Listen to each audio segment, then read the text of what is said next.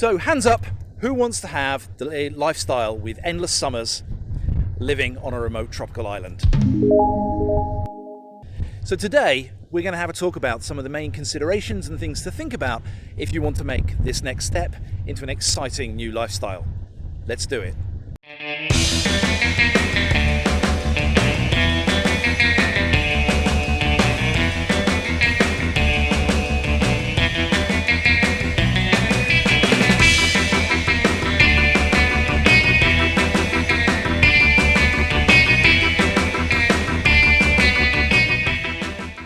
My name is Nora and I'm originally from Patagonia, Chile.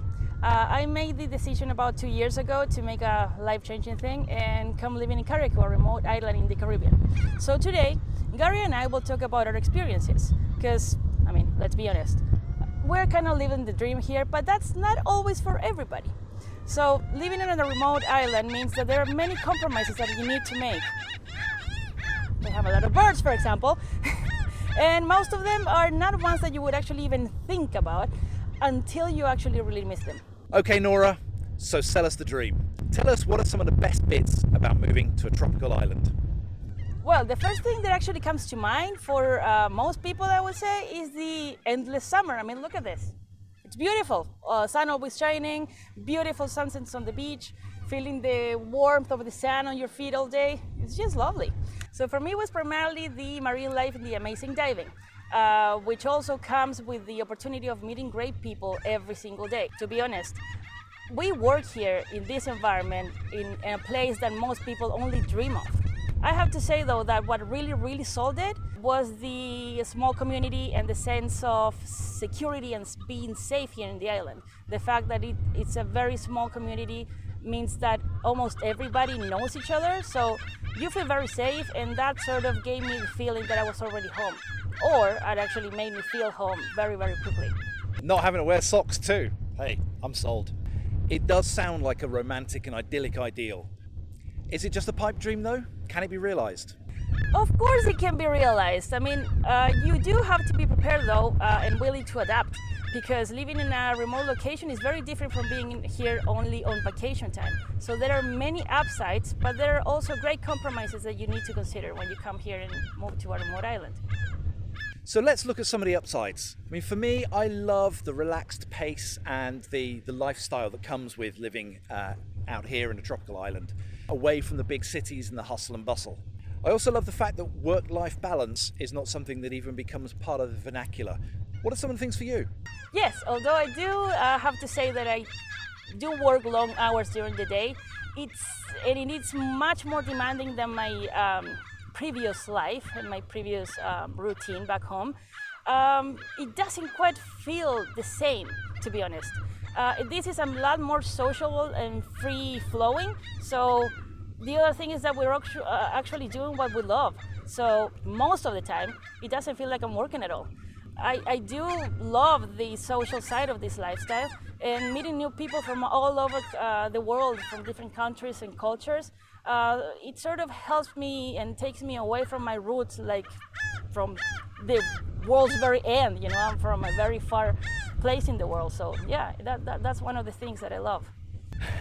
And what about those endless summers? Well, on one hand, they are amazing. Who doesn't love this? Of course. But you know what the problem is? Have you noticed how fast time just passes by here? It's like one day is exactly the next like the other, because you don't have the differences on the 4 different seasons. What is autumn here anymore? Where is the winter? Yes. 2016 just feels like a couple of months ago. I thought it was just me and I'm getting old. So what are the other things you like about island living? Well, here in the Caribbean, compared to many other places in the world, the cost of living, it's actually a lot more affordable. This means that you can get away with spending a lot less and still enjoy quite a decent lifestyle. You can get reasonable accommodation, for example, for $250 per month, and I think I only spend like $150 maybe on groceries.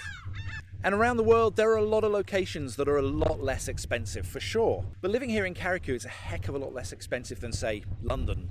And because it's not so expensive, you don't need to earn as much, which puts a lot less pressure on us, and therefore we can enjoy the lifestyle quite a lot more. What have you found are some of the big things that you need to consider though? Things that the current Nora could have told the younger Nora to look out for before she came here? Well, that's actually a very, very good question, because let's say that if you're thinking of moving to a remote island location, you actually need to know which is the location that you want to go to. Especially here in the Caribbean, language can be a real big barrier. For me, being a Spanish-speaking person, I mean, if I didn't know any English, this would have been a challenge. So there are lots of documents sometimes that are not available to you in different languages. So if you can't communicate, it can get very lonely and very quickly. That is a very good point. As a Brit, languages are not our strong point, which is why I chose to come to an English-speaking island where I understand the legal system, I understand the documentation, and that was particularly true when buying a business, renting property, and being able to stay on the island. What's it like coming here from Chile? And how have you found the difference in the culture? Well, I'm lucky that like I said, my English wasn't that bad, but Spanish is not a language that is spoken here in the island. So when I first came, although my English level was good, I did feel like I needed to catch up real fast because I didn't know how to identify different language accents, especially the ones that the locals have. Today, though, I feel proud to say that I can maybe understand 60 to 70% of everything they talk, so I'm able to communicate quite well with everybody. One of the things that people really love here about Carriacou is the friendliness and the community feel to the place. It can take a while before you settle in and feel part of the community and stop feeling like a alien. Well, that is actually one of the main reasons why we love it here so much, because there are different things that you need to think about and adapt to.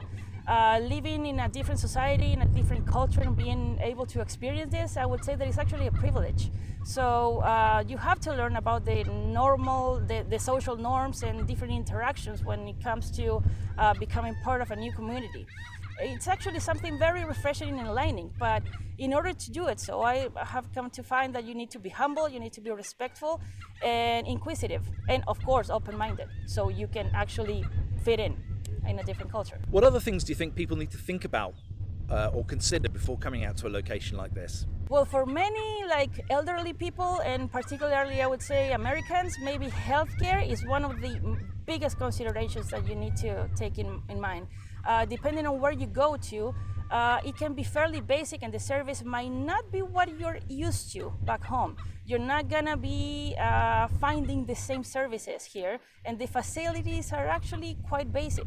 So it would be a good thing that you look into that, so you make sure that you feel comfortable with it. And the other thing, check that your insurance actually covers it.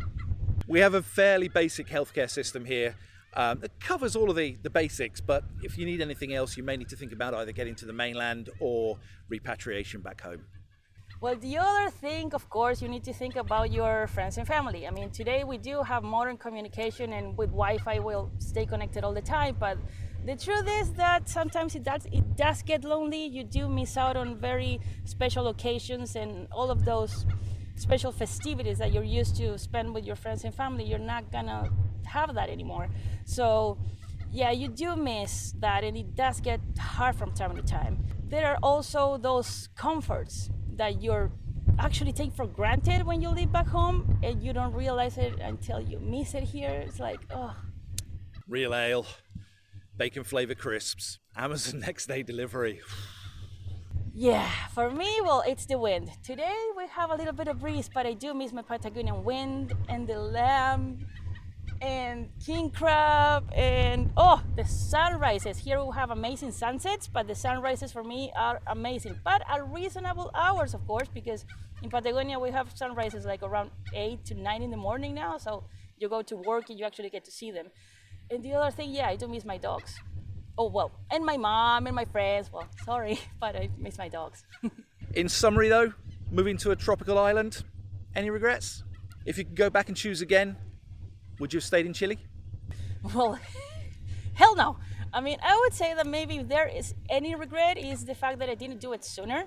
I love this lifestyle. It's very challenging. I don't know, sometimes frustrating once in a while, but if you balance it all, I still love it, every second of it, every day.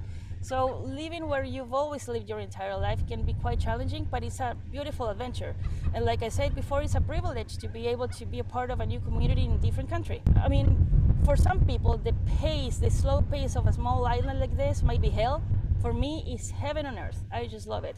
I love the outdoors, I love the views, I love the sunsets, the beaches, and then, like I said, the fact that I'm doing a job that I love so much, and that gives me the chance to meet new people every day.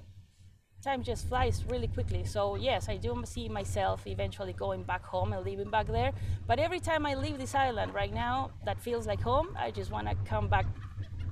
The quicker, the better. I love it here. Nora, thank you for sharing your time with us today. Thank you for sharing your thoughts and your comments and your experiences. As we've said, it's not for everybody, but if it is the thing that excites you, coming to a tropical island destination and making that next big step is certainly worth doing. Next time, Nora and I will be talking about money and how you can look at earning a living somewhere like this.